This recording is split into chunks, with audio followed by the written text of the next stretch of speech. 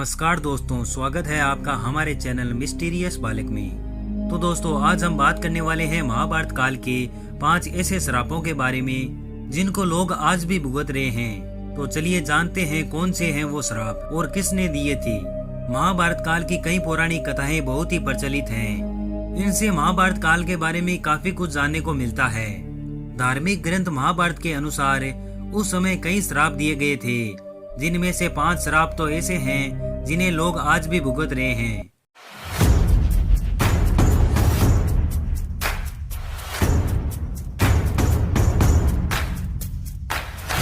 तो चलिए आज हम आपको बताते हैं कि महाभारत काल में ये श्राप किसने और किसको दिए थे, जिन्हें लोगों को आज भी भुगतना पड़ रहा है। तो दोस्तों, इस लिस्ट के अंदर नंबर 1 पर आता है श्री कृष्ण द्वारा अश्वत्थामा को दिया गया श्राप। दोस्तों, महाभारत काल में अश्वत्थामा ने धोखे से पांडव पुत्रों को मार दिया था, जिनके बाद भगवान श्री कृष्ण ने अश्वत्थामा का पीछा किया और वह महर्षि वेदव्यास के आश्रम में जा पहुँचे। वहाँ पर अश्वत्थामा और कुंती पुत्र अर्जुन ने ब्रह्मास्त्र छोड़े। महर्षि वेदव्यास ने दोनों ब्रह्मास्त्र को रोक लिया और वापस लेने को कहा, जिसके बाद अर्जुन ने ब्रह्मास्त्र वापस ले लिया, जबकि अश्वत्थामा ने ब्रह्मास्त्र अभिमन्यु की पत्नी की ओर कर दिया था। तभी श्री कृष्ण ने अश्वत्थामा को 3000 साल तक वनों में भटकने का श्राप दिया था और इस श्राप के कारण अश्वत्थामा आज भी इन वनों में भटक रहे हैं। नंबर 2 पर आता है उर्वशी ने दिया था अर्जुन को श्राप। अर्जुन स्वर्ग लोक में गए थे। उस समय उर्वशी नाम की स्त्री उन्हें देखकर आकर्षित हो गई थी। अर्जुन ने उर्वशी को माता बोलकर सम्मान दिया और इसी वजह से उर्वशी ने अर्जुन को 1 वर्ष तक नपुंसकता का श्राप दे दिया था। यह श्राप उनके वनवास के दौरान वरदान साबित हुआ था। अज्ञातवास में वह नपुंसकता के कारण वह नर्तकी बनकर कौरवों की नजर से बचे रहे। नंबर 3 पर आता है युधिष्ठिर ने दिया नारी जाति को श्राप।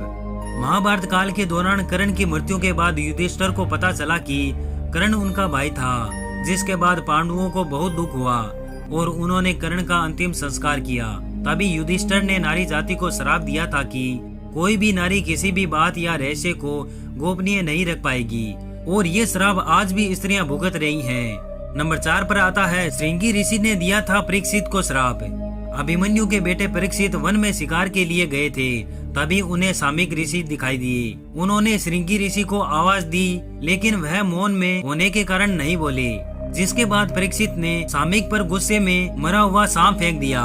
सामिक ऋषि के पुत्र श्रृंगी ऋषि ने परीक्षित को श्राप दिया कि 7 दिन के बाद उनकी मृत्यु सांप के काटने से होगी। राजा परीक्षित की मृत्यु के बाद ही कलयुग की शुरुआत हो गई थी।